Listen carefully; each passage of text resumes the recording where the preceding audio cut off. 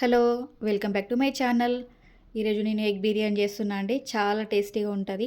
ఒకసారి ట్రై చేయండి మీరు కూడా. నా ఛానల్ సబ్స్క్రైబ్ చేసుకోండి. దానికోసం నేను ముందుగా ఎగ్స్‌ని బాయిల్ చేసి పెట్టేసుకున్నా అండి.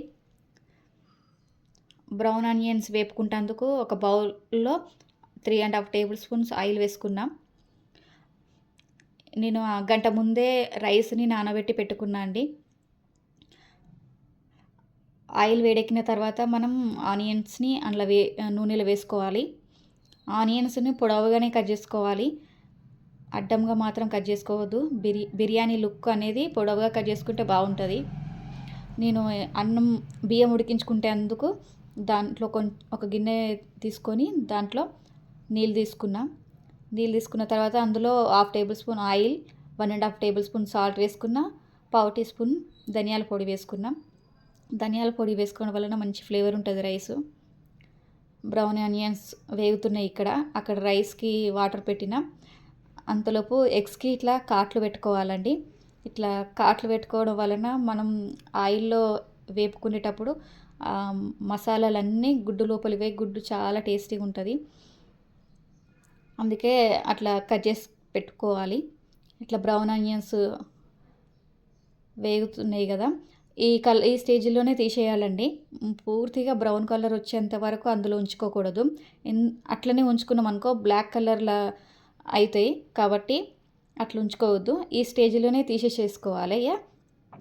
తీసేసుకున్నామనుకో తీసేసుకున్న తర్వాత అవి బ్రౌన్ కలర్‌లో ఉంటాయి. తీసేసుకుంటున్నా అండి. ఇట్లుంటే సరిపోతుంది. చాలా కర్రెగా అయినా కూడా అంత బాగుండయి. మొత్తం మాడిపోయిన స్మెల్ వస్తుంటుంది కాబట్టి అట్లా తీసుకోకండి. నేను వీడియోలో చూపించుకునే విధంగానే తీసేసుకోండి. ఇప్పుడు మనం ఎగ్స్‌ని ఇందాక కాట్లు పెట్టుకున్నాం కదా, వీటిని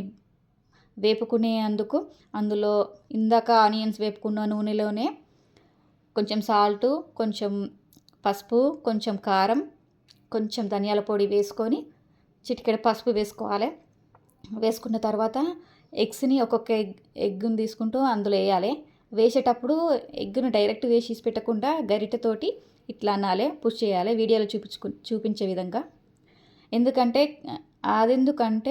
మనం గుడ్డు వేయంగానే అట్లా అనకుంటే కింద అనేది నూనె గిన్నెకు అతుక్కపోతుంది. అందుకే అట్లా గుడ్లు వేయంగానే మనం గరిటెతోటి ఇట్లా అన్నాం అనుకో అతుక్కోదు. ఇక్కడ రైసు నీళ్ళు మగ్గినాయండి. రైస్ వేసుకున్నాం. ఆ గిన్నె సరిపోలేదని వేరే గిన్నె చేంజ్ చేసుకున్నాం. ఆ గిన్నెలో రైస్ క్వాంటిటీ సరిపోవట్లేదని ఈ గిన్నె పెట్టుకున్నా అండి. ఎగ్స్ ఈ విధంగా పైన ఈ కలర్ చూస్తుంటారా, బ్రౌన్ కలర్ వచ్చింది చూసినా, ఆ విధంగానే తీసుకోవాలి. ఇంకా కొద్దిసేపు ఉంచినాం అనుకో పైన అంతా లబ్బర్ మాదిరిగా అయిపోతుంది, బాగుండదు. ఈ స్టేజ్లోనే తీసుకోండి, చాలా బాగుంటుంది ఎగ్. తర్వాత ఎగ్ వేపుకునే నూనెలోనే నేను బిర్యానీ పువ్వు, బిర్యానీ ఆకు వేసి ఇందాక బ్రౌన్ ఆనియన్స్ వేపుకున్నాం కదా, ఆ ఆనియన్స్ని ఇలా వేసుకోవాలి. వేసుకున్న తర్వాత కొత్తిమీర, పుదీనా వేసుకొని కలుపుకోవాలి. చాలా అంటే చాలా బాగుంటుందండి. ఒకసారి ట్రై చేయండి మీరు కూడా. తర్వాత కస్తూరి మేతి వేసుకోవాలండి. కస్తూరి మేతి వేయడం వలన బిర్యానీ టేస్ట్ అనేది సూపర్ ఉంటుంది. ఒకసారి ట్రై చేయండి, ఖచ్చితంగా వేసుకోండి మీరు. కస్తూరి మేతి వేసిన తర్వాత 1½ టేబుల్ స్పూన్ కారం వేసుకున్నా. తర్వాత 1/2 టేబుల్ స్పూన్ అల్లం వేసుకున్నా. అల్లం వేసుకున్న తర్వాత ఒకసారి కలుపుకోవాలి. తర్వాత చిటికెడు పసుపు వేసుకోవాలి. తర్వాత 2 టేబుల్ స్పూన్ల ధనియాల పొడి వేసుకోవాలి. ధనియాల పొడి వేసుకోవడం వలన మంచి ఫ్లేవర్ ఉంటుందండి. ఇందులో నేను స్టార్ ఫ్లవరు, బిర్యానీ ఆకు, మిరియాలు ఇవంతా హోల్ గరం మసాలా మొత్తం నేను మిక్సీ చేసేసుకున్నా అండి. ఆ పౌడర్ నేను వేసేటప్పుడు మీకు చూపిస్తా. అది నేను ఇంట్లోనే మిక్సీ పట్టేసుకున్నా. ఎందుకంటే మనకు అట్లనే డైరెక్ట్ వేసామనుకో తినేటప్పుడు అంత ఇబ్బంది అవుతుంది కాబట్టి నేను మిక్సీ పట్టేసుకున్నా అండి. లాస్ట్ పావు టేబుల్ స్పూన్ గరం మసాలా వేసుకున్నా అండి. అదే నేను మిక్సీ పట్టేసుకున్నా అన్నది.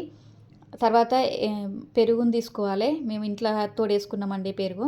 పెరుగుని తీసుకొని ఇట్లా స్పూన్ తోటి ట్యాప్ చేయాలి. ఇట్లా స్మూత్ పేస్ట్ లెక్కలు అయిన తర్వాత సిమ్ములో పెట్టి మాత్రమే మనం పెరుగును అందులో వేసుకోవాలి ఆయిల్లో.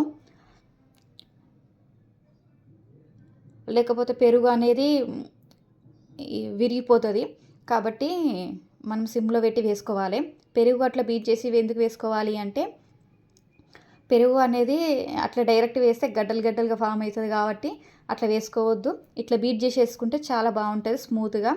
ఎంత బాగుందో చూడండి. తర్వాత మనం ఇందాక ఆయిల్లో వేపుకున్న గుడ్లను ఇందులో వేసుకోవాలి. వేసుకుని కలుపుకున్న తర్వాత పుదీనా కొత్తిమీర వేసుకోవాలి. వేసుకొని ఒక 10 నిమిషాల సేపు మీడియం ఫ్లేమ్లో పెట్టి వేయించుకోవాలి. రైస్ కూడా ఇక్కడ బాయిల్ అవుతుంది. మనం రైస్కి సరిపడా సాల్ట్ రైస్లో వేసుకున్నాం కదా, ఈ కర్రీకి సరిపడా సాల్ట్ మాత్రం ఈ కర్రీలో వేసుకోవాలి. అట్లా ఆయిల్ అంతా పైకి వచ్చేసిన తర్వాత మనం బౌల్ని దించేసుకొని నేను పేలం పెట్టుకున్నా అండి, వాడని పేలం అది పెట్టుకోవాలి. అది హీట్ ఎక్కాలి. రైస్ కూడా 80% కంప్లీట్ అయిందండి. ఇక నేను చూపిస్తున్నా, ఆ విధంగా అయితే సరిపోతుందండి. అట్లా లెవెల్గా మొత్తం ఆ అన్నని మొత్తం ఇట్లా పరుచుకోవాలండి.